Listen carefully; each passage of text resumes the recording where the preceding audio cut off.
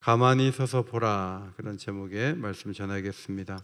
성경의 중요한 사상 가운데 하나는 중요하고 큰 일은 하나님이 하신다는 거예요. 우리에게 순종을 요구하지만 하나님이 행하신다. 이것이 성경의 매우 중요한 사상입니다. 출애굽 지도자 모세는 자기가 백성 앞에 서야 되겠다는 생각을 가졌지만 40년 때는 미루어졌고 하루하루 양을 치며 살았던 늙은 목동이었습니다.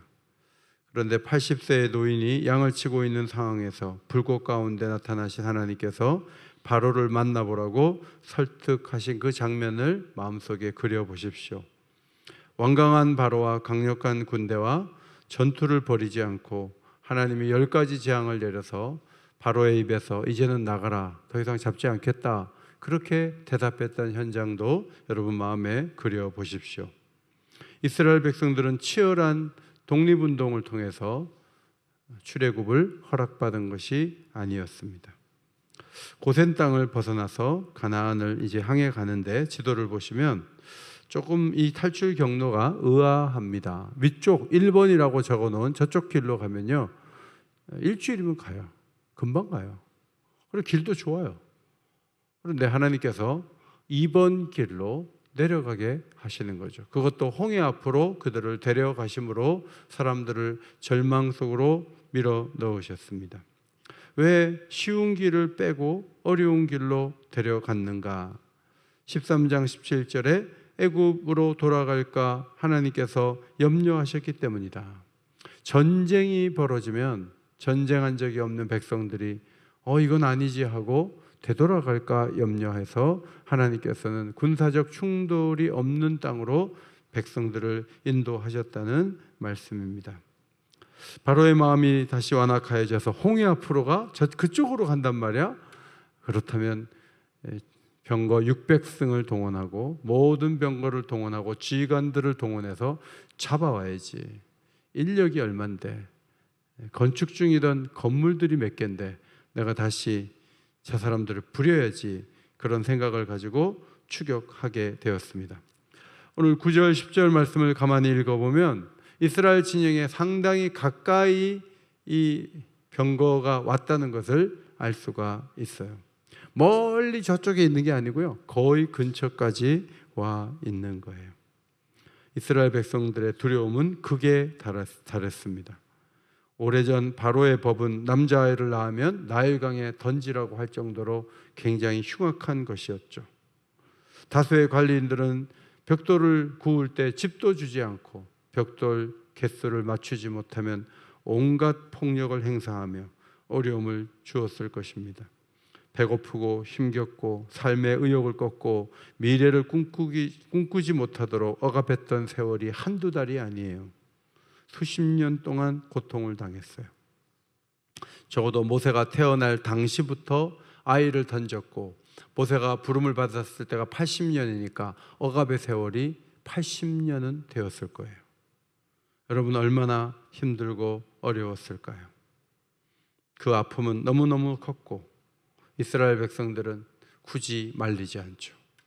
지금도 이란에다가 폭격을 해가지고 소리도 못하고 수십 명이 한꺼번에 죽을 때 미국에서 그렇게 하는 건 안 되지라고 말하는 사람도 있지만 상당수는 이렇게라도 주도권을 가져야 된다라고 생각하는 국민들도 적지 않아요. 아이를 나일강에 던지는 것이 너무나 윤리적으로 문제가 되지만 이런 식으로라도 견제하고 못하게 해야, 못 낳게 해야 우리가 여기서 저들을 부릴 수 있다, 이런 논리를 가지고 비윤리적인 행동을 함에도 불구하고 가만히 버려두자, 가만히 두자, 바로의 정책을 무언으로 지지하던 사람들도 적지 않았을 거예요. 일제 36년 동안 일본 순사들이 얼마나 고통을 가했습니까? 딸들은 정신대에 끌려가고 청년들은 징병을 당해서 전쟁터 아니면 탄광촌으로 보내어지고, 윤동주 시인의 그 시를 읽어보면 아니 20대에 어떻게 그런 시가 쏟아지듯이 그 내리에 흘러내릴 수 있었을까? 굉장히 놀랍잖아요. 근데 윤동주 시인이 개명을 하고 일본에 가서 유학하다가 글을 쓴다는 이유로 감옥에 갔어요. 하루하루 부름받아서 주사를 맞았대요. 주사를 맞고 어느 날 숨을 거두었다는 거예요.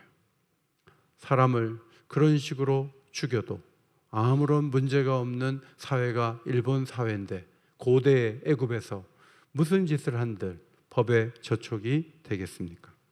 지배를 받으며 다양하고 긴 고통을 사람들은 당했습니다. 저들은 80여 년 이상 힘겨운 세월을 보냈어요. 바로가 가라 했지만 다시 군사를 보내 추격을 할 때 이들은 끌려가면 다시 또 노예 생활을 해야 된다는 마음속에 무거움이 너무 컸어요. 그래서 이들이 일단 나타난 반응은 이거죠. 여호와께 부르짖었다. 10절 하반절, 여호와께 부르짖다. 차쿠 엘 아도나이, 하나님께 부르짖다라는 차쿠라는 이 단어가요, 비명에 가깝게 간구하는 거예요. 우리가 주여 하고 기도를 하지만 주여만 그렇게 하는 것이 아니라 우리를 살려달라고 소리 지르면서 비명에 가까운 소리를 내면서 부르짖는 거예요.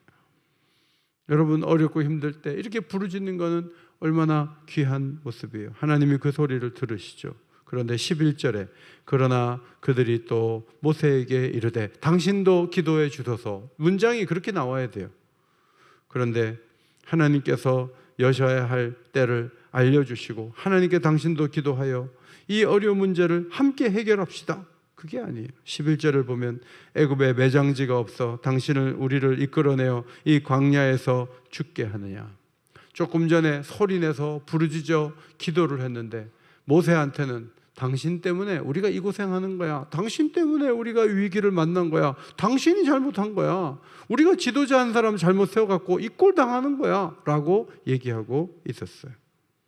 여러분, 모세가 잘못한 게 있습니까? 모세는 하나님의 인도하심을 받아 출애굽하기 위해서 최선을 다했고 목숨을 걸고 바로를 만나고 열 번째 재앙이 왔을 때 드디어 모세가 허락을 받아서 백성들과 함께 나왔는데, 이제 사람들은 모세에게 전혀 다른 얘기를 하고 있는 거죠. 문제는 기도는 기도대로 하고 말은 말대로 하는 거예요. 우리도 가끔 그렇게 하죠. 하나님, 불안을 이기게 해주십시오. 평안을 주십시오. 기도가 끝나자마자 얼굴에 온갖 인상을 쓰면서 하루 종일 불안하게 보내는 때도 있어요. 어떨 때는 하나님, 아무개를 사랑하게 해주세요, 그렇게 막 기도를 해요. 근데 기도 끝난 다음에는 마음속에 미움이 있어서 나도 모르게 입술로 미워한다는 얘기를 막 하고 있어요. 하나님이 함께 하시면 문제가 없다고 평안을 주시기를 기도했지만 자기 스스로가 평안을 쫓아버리는 말을 할 때도 많이 있어요. 12절에 보면 우리를 내버려 두라, 우리가 애굽 사람을 섬길 것이라 하지 아니하더냐. 이 거짓말이에요. 언제 자기네들이 애굽 사람을 섬기겠다 그래요? 바로가 나가라고 하자마자 다 나갔어요. 아주 빨리 나갔어요. 갈등을 겪는 사람 아무도 없었어요. 그 노예 생활이 누가 죽겠어요? 전부 싫어가지고 싹 빠져나왔는데 이제 와가지고 10가지 재앙의 그 모습을 보고 고센 땅이 보호해 주시는 하나님의 은혜를 받은 그 광경을 보면서 모두가 감동하면서 하나님께서 주시는 능력이 얼마나 큰지를 마음에 그려보면서 나왔지, 누가 거짓말 해가지고 속여가지고 강압줄 써가지고 나온 게 아니잖아요. 그럼에도 불구하고 이들은 아니, 애굽 사람을 섬기려고 하는데 모세가 자꾸 불러내갖고 나왔다는 식으로 말을 하고 있어요. 여러분, 이스라엘 백성이 떠날 때 이스라엘 백성들의 하나님이 대단해서 보여서 12장 28절에 보면 수많은 잡족과 많은 종족이 같이 나왔어요. 이스라엘 사람만이 아니라 다른 종족 사람들도 야, 저런 하나님을 섬기는 나라면 나도 같이 가고 싶다 했을 때 이스라엘 백성이 너는 안 돼 하지 않고 그들을 같이 데리고 나온 거예요. 그 정도로 사람들은 하나님께 매력을 느꼈고 그 영광을 받고 약속을 신뢰했고 가나안을 향한 여행을 출발했음에도 불구하고 이제 홍해 앞에서 뒤에는 군사들이 있다는 이유 때문에 우리가 안 나오려고 그랬는데 당신 때문에 나와갖고 이 고생을 한다고 막 야유를 놓고 있었던 거죠. 여러분, 변화하고 도전하고 새로운 시도를 하는 것은 어차피 힘든 거예요. 여행 왜 가요? 여행 좋자고 가는 거예요. 여행 가면 다 불편해요. 집이 아니니까. 뭐 버스 타는 것도 불편하고 호텔 잡아서 자는 것도 불편하고 길도 몰라서 찾아가야 되고 수많은 위험 요인이 있음에도 불구하고 집에 계속 앉아 있는 것보다는 나을 것 같으니까 일주일이라도 밖에 나가서 뭘 바람을 쐬다가 거기서 어려운 일도 당하지만 여행 잘 갔다 왔다고 얘기하는 것은 그냥 아무런 계획 없이 쭉 사는 것보다 그게 낫다고 사람들이 생각하기 때문에 많은 사람들이 여행사에 가서 일정을 잡는 거 아니에요? 변화를 거부하고 도전하기를 주저하면서 새로운 시도를 하지 않으면 있는 그대로 사는 거예요. 근데 변화가 없이 그냥 살면 이 사람들은 노예예요. 그런 삶에 무슨 소망이 있어요? 그래서 애굽을 떠났음에도 불구하고 그들은 있으려고 했는데 모세 때문에 나왔다는 식으로 말을 하고 있는 거죠.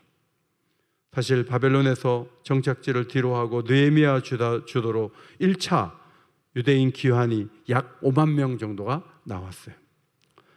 바벨론에 정착한 지 80년이 흘렀고 그리고 걸어가야 될 길이 1,500km가 넘어요.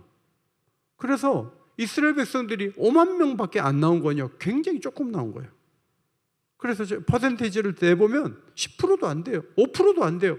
너무나 적은 수가 나와요. 많은 사람들이 고민해봐요. 야, 내가 가는 게 낫겠나? 여기 직장도 있고 여기 문명사회고 거기 가가지고 예배를 드릴지 모르지만 엄청나게 어려울 거야. 그래서 사람들이 설득이 잘 안 되고 몇 사람만 나온 게 5만 명밖에 안 되는 거예요. 나머지는 다 거기 머물렀어요. 2차로 에스라와 함께 나온 사람도 5천 명에서 한 7천 명? 얼마 안 돼요. 3차는 느헤미야가 몇 사람하고 나온 거예요. 그러니까 1, 2, 3차 다 합해봐야 10%도 안 돼요. 너무나 적은 수가 나왔던 건 사람들이 생각해 본 거죠. 그래도 바벨론에서 어느 정도 정착하고 땅도 사고 집도 짓고 자연 키우고 안정되게 사는데 이거 다 놓고 가는 거 어려운 거예요. 그래서 사람들은 상당수가 가나안 땅으로 예루살렘으로 돌아오지 못했어요. 그런데 출애굽할 때 나올 때는 100% 나왔어요. 다 나왔어요. 왜냐하면 거기 남아있을 사람이 아무도 없었어요. 하나님의 영광을 너무나 분명히 봤고요. 그리고 노예 생활을 좋아하는 사람 어디 있어요? 남의 밑에 사는 거 싫은 거예요. 모두가 나왔어요. 100% 나온 게 문제가 된 거예요. 고민할 시간이 없었던 거죠. 어떤 사람은 나가고 어떤 사람은 안 나가고 하는 중에 선택의 자유가 있다고 말하는 거지, 모두가 나가는 분위기에서 나온 것은 거의 반강제적으로 나왔다고 스스로 생각을 하게 되는 거죠.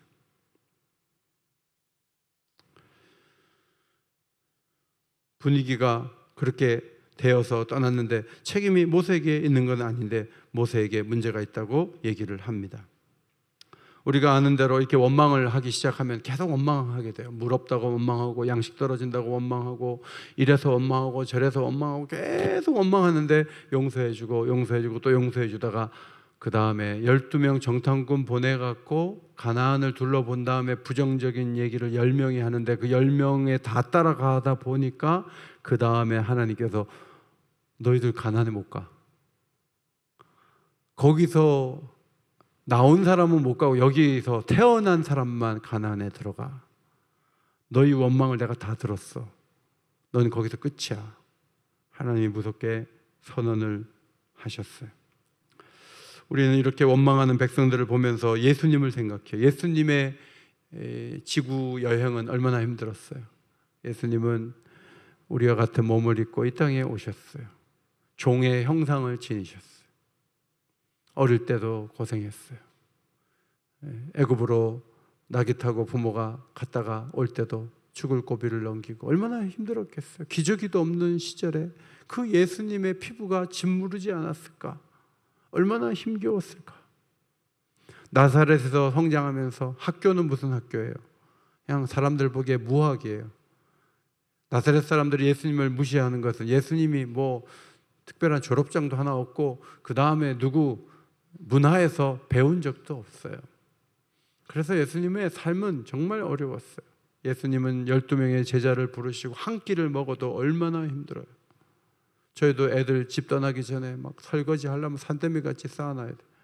그거를 제 아내가 막 열심히 그냥 설거지하고 그렇게 살았는데, 여러분 예수님께서 12명 먹이려면 제가 애들이 크니까 닭을 2마리 먹어도 저는 먹을 게 없어요. 애들이 그냥 4명이 달라붙으니까 2마리 시켜도 모자라. 예수님이 통닭시키면 12명 제자하고 몇 마리 시켜야 돼요. 5마리 시켜도 예수님 입에 들어가기 힘들어요. 그런 사람들을 3년이나 데리고 다녔어요. 얼마나 지치고 피곤하겠어요. 사람들은 질시하고 미워하고 무시하고 예수님을 계속 견제하고 어려운 질문을 던져서 코너에 몰고 사람들이 그랬어요. 예수님께서 그 고생을 하시고 식사할 겨를도 없이 사람들에게 말씀을 전하셨음에도 불구하고 저쪽에서는 저놈을 언제 죽일까? 어떻게 죽일까? 그 의논을 하고 있었던 거죠. 예수님께서 그런 대우를 받으시면서 한 번이라도 하나님, 제가 보좌 우편에 그냥 있을 거 그랬어요. 왜 내가 내려와갖고 이 무시를 당하고 이 인간들에게 내가 이런 대접을 받을 이유가 없는데 내가 왜 이렇게 됐는지 모르겠어요 하고 하나님한테 한 번도 따진 적이 없어요. 빌립보 2장 6절에 그는 근본 하나님의 본체시나 하나님과 동등됨을 취할 것으로 여기지 아니하시고 오히려 자기를 비워 종의 형체를 가지사 사람들과 같이 되었다 그랬어요. 이 말씀 속에는 예수님 스스로가 종의 형체를 자기가 취하려고 했던 의도성이 있고 자원했다는 의미가 이 속에 담겨 있는 거예요. 요한복음 12장 46절에 내가 빛으로 세상에 왔나니 무릇 나를 믿는 자로 어둠에 거하지 않게 하려 함이로다. 내가 온 것은 세상을 심판하려 함이 아니요 세상을 구원하려 함이로라.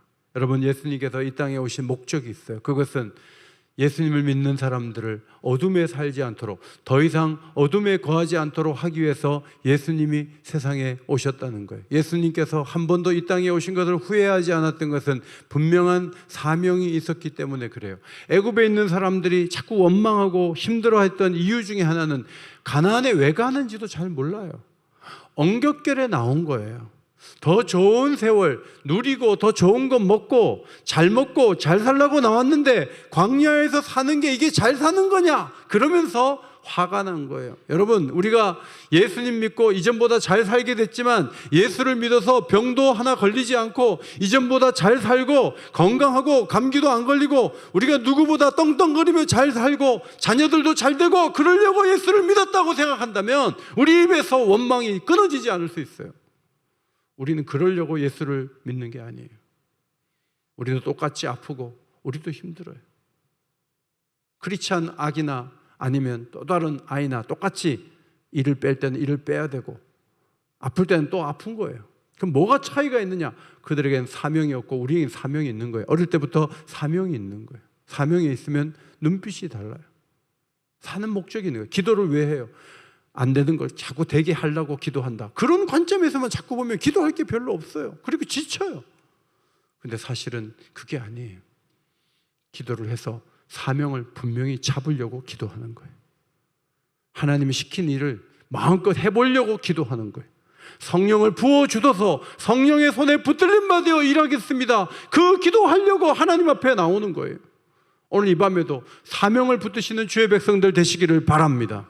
사명 붙잡지 않으면 우리는 아무것도 아니에요. 오늘도 제가 기아 대책기구 직원 예배에 가갖고 설교하고 왔어요. 한 160명 되는 젊은 사람들이 가득해요. 거기서 해외 60%, 국내 40% 어려운 사람들을 도와주는 일을 적극적으로 감당해요. 특별히 교회와 연결해서 기아 대책기구가 많은 일을 해요. 제가 물어봤어요. 여기 직원들이 이직하는 비율이 높습니까? 아니면 적습니까? 높은 편이라는 거예요. 왜냐하면 의미와 목적을 가지고 왔지만 월급이 일반 직장보다 훨씬 적죠.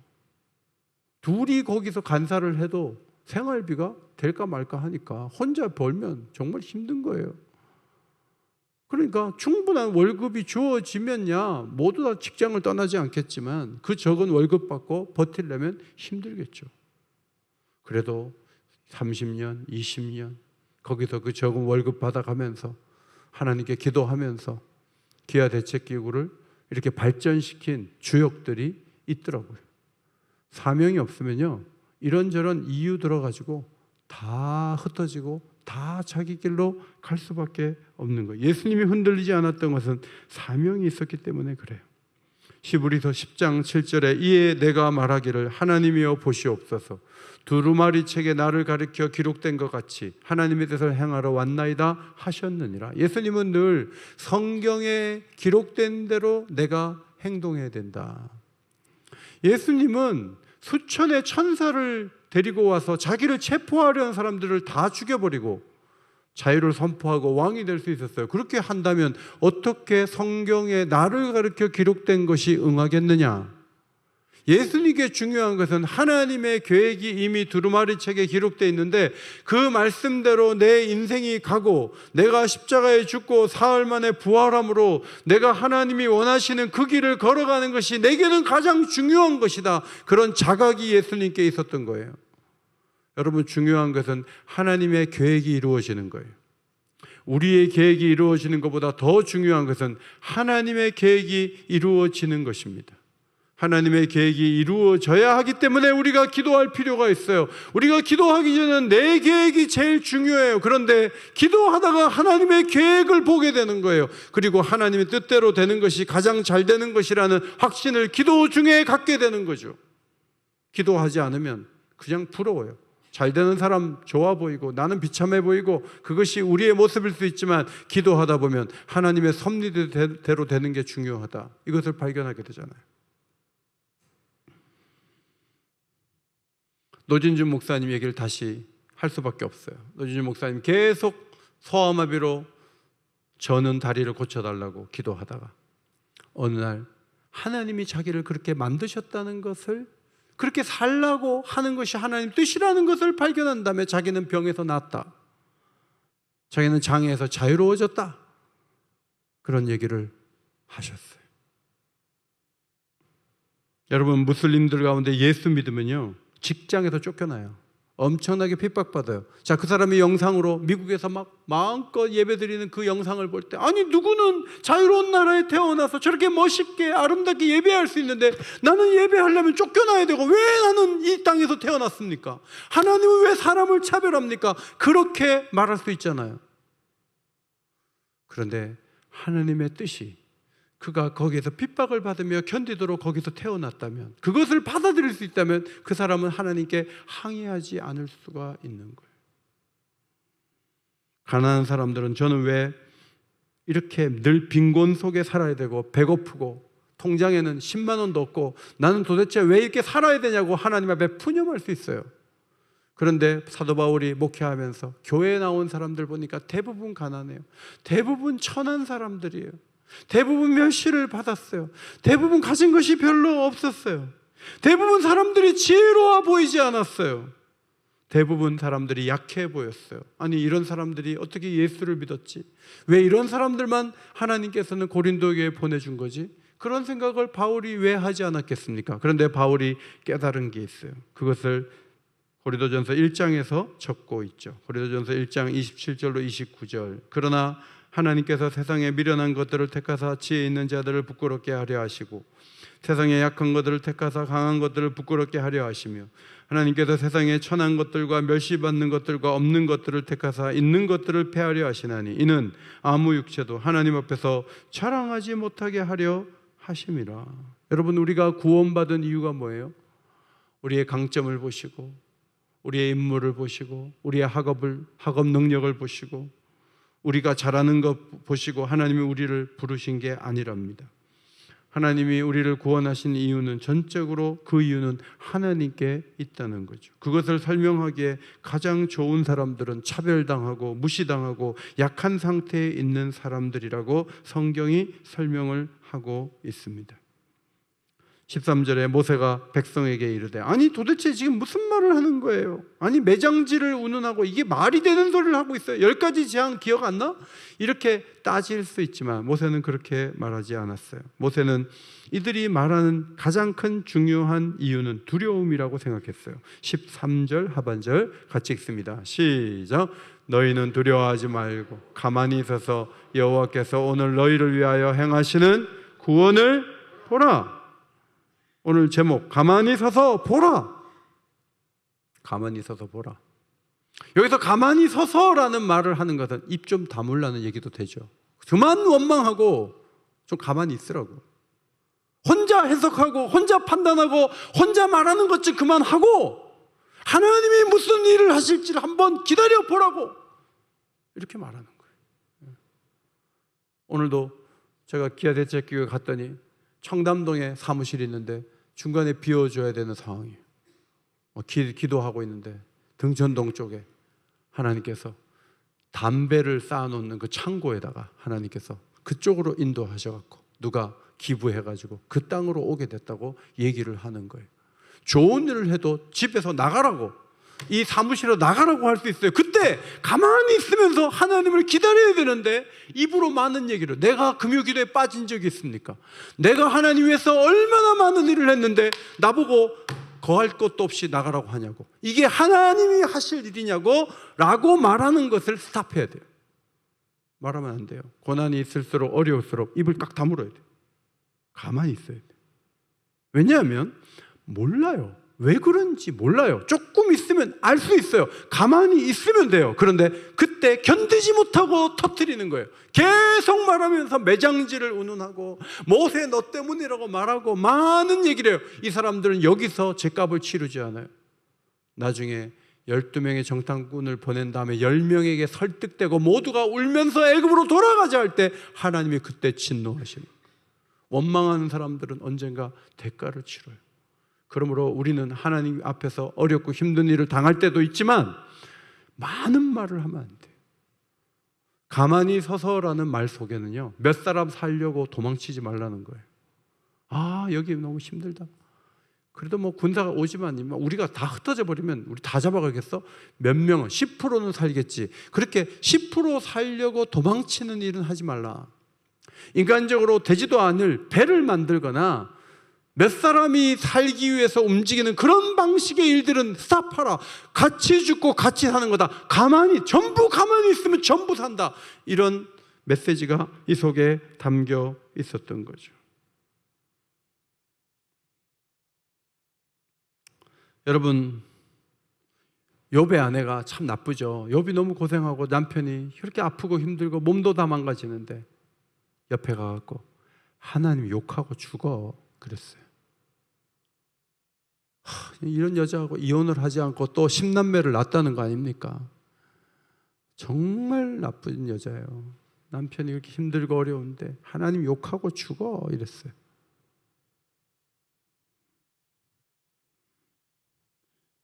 하나님 욕하면 일이 되나요? 힘겹고 어려우면 난 교회 몰라. 그러면 그 다음부터 일이 되나? 그럼 더 어려워지는데.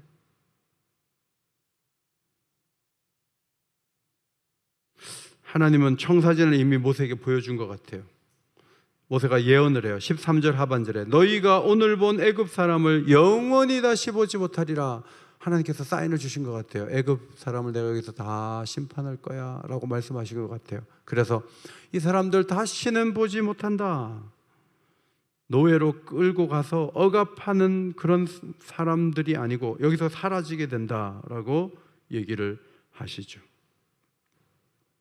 그리고 나서 14절 여호와께서 너희를 위하여 싸우시리니 너희는 가만히 있을지니라 그랬어요. 뭔가를 하려고 하지 말고 가만히 좀 있어라. 여러분, 세상은 계속 얘기해요. 뭔가 하라고.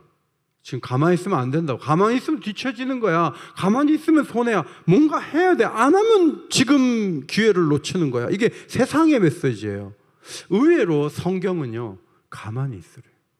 예수님도 제자들에게 성령이 오실 때까지 기도하고 떠나지 마. 이 성을 떠나지 말라. 가만히 있으라는 거거든요. 그러니까 우리가 접근하는 일의 방식과 하나님의 일의 방식이 많이 다르다는 것을 성경이 계속 우리에게 말씀해 주고 있는 거예요. 제가 그런 말씀 많이 드렸잖아요. 애들이 막 어렵고 결혼했지만 어려워요. 그럼 제 아내에게 여보 조금 돕시다. 저는 가만히 있어 봐요. 결혼했는데 가만히 있어 봐요. 얘네들도 기도하고 하나님 찾고 하다 보면 하나님이 한 가정으로 다 분리되어 있으니까 가만히 있어 봅시다. 일주일 딱 지나잖아요. 얘네들도 어렵고 힘들면 하나님께 기도한다고. 그러면 육신의 아버지보다 하늘에 계신 아버지가 더 가까이 가셔서 도와주는 일들이 한두 번이 아니에요. 그래서 저는 애들을 도와줄 때 한두 주, 두세 주, 한두 달 뒤에 좀 기다려요. 그럼 제가 100만 원씩 벌어요. 제가 안 보내니까. 근데 또 솔직하게 말을 해요. 이렇게 해서 이런 방법으로 하나님이 채우셨어요. 하나님이 하시는 거죠. 우리는 불안해서 뭔가를 하려고 그래요. 여러분, 영양제 너무 많이 드지 마세요. 좋다는 거 다 먹으면 나중에 그 약 때문에 쓰러져요. 좀 불길하고 힘들어도 약은 약사에게, 그 다음에 처방은 의사에게 받아갖고 해야지. 그냥 온갖 약을 다 복용을 하면 안 돼요. 비타민 D, 종합 비타민 다 드셨는데 또 비타민 D 두 알, 그게 사람을 쓰러뜨릴 수 있는 거예요. 뭐든지 과하게 하면 거기서부터 문제가 생기는 거예요. 예수님의 제자 가운데 베드로가 예수님이 드디어 고난에 대해서, 죽음에 대해, 부활에 대해서 말씀하시는 그 자리에서 주여 그리 마옵소서, 이 일이 주께 미치지 아니하리이다 라고 큰 소리쳤어요. 여러분, 베드로가 가만히 있어야 돼요. 그런데 이 사람 성격에 예수님을 의리 있게 막아주려는 마음이 너무 강한 거예요. 그런데 예수님께서 너밖에 없다 하지 아니하시고 사단아 내 뒤로 물러가라, 너는 나를 넘어지게 하는 자로다 라고 말씀하셨어요. 왜 이런 말을 하는 거예요? 이게 의리 있는 말이 아니에요. 십자가를 막는 행동을 하고 있는 거예요. 이 말은 하면 안 돼요. 가만히 있었어야 돼요. 그런데 이 말을 하고 말았어요. 변화산에 올라갔을 때도 두 제자는 가만히 있는데 베드로 혼자 여기 있는 게 너무 좋은데 초막셋을 지는데 하나는 주님 위해서, 하나는 모세를 위해서, 하나는 엘리야를 위해서 합시다 라고 얘기를 하는데 베드로가 막 떠드는데 하늘에서 소리가 들리는 거예요.